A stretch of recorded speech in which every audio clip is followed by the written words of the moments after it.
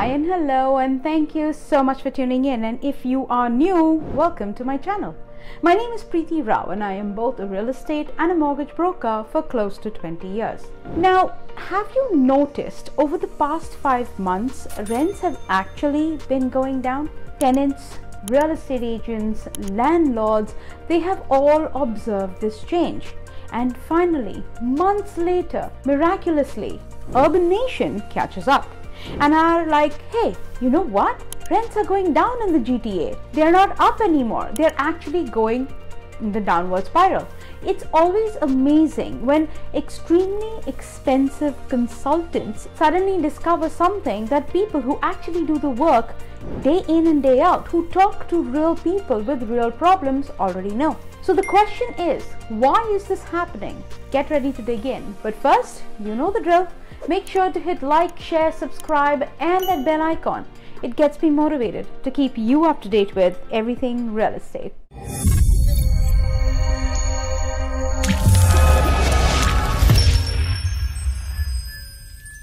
So, rent prices are going down. Good thing, bad thing? Well, it all depends on who you ask.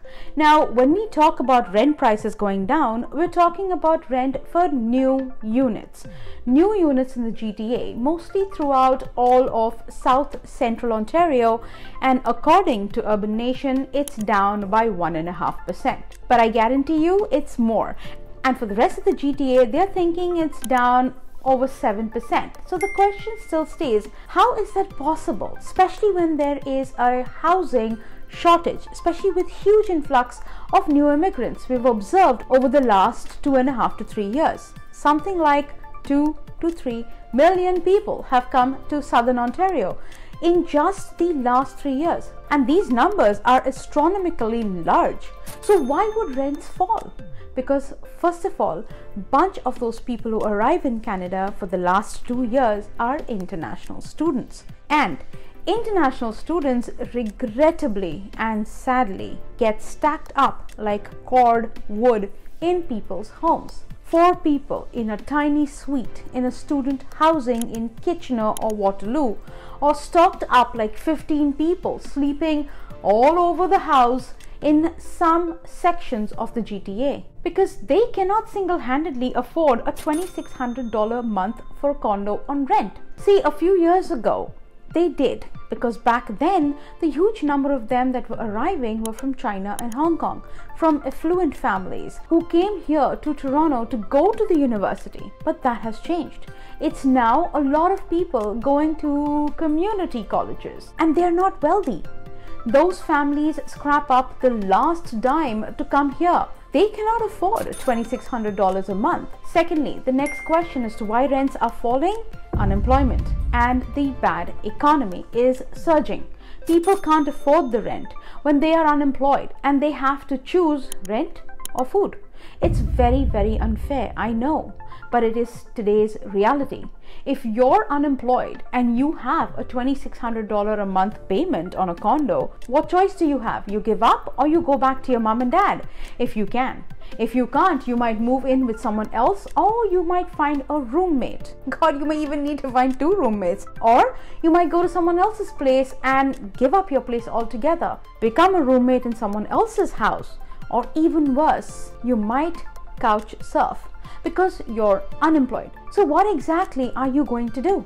Maybe the worst possible outcome I have seen is tenants just stop paying the rent and get into the fight with the landlord through the landlord tenancy board, and probably land up staying in the unit without paying any rent for close to a year. But that's a horrible, horrible thing to do. But it's the simple truth. Unemployment drives far more disasters than any kind of increase in interest rates. And that's some of the things that we are experiencing right now. See, people just assume, well, if there's a crunch of housing, then everybody's going to find a way to pay the rent. No, that's not true. Everybody has an upper limit, and if you hit that upper limit, it's over. You can't pay the rent. So there is an ultimate point where it all dies, and we have reached that point. By the way, this just feeds into the narrative that we are going to be watching for the next 12 to 18 months of essentially a kind of a GTA condo apocalypse. The final question is, how bad can it get?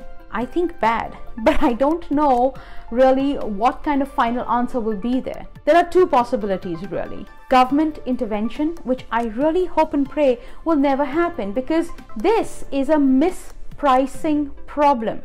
That's it. There is no need for the government to actually interfere in. It's a wrong price of property that no government should be involved. The second option is let nature take its course. Prices will fall eventually. Now, in the 1990s, prices of condos fell at an average of 36% over the course of 3 years. That's reality. So what's going to happen? We don't know. But one of the two things will. And my bet is the eventual decline of those tiny condos. Once again, my name is Preeti Rao and my contact information is in the description box below.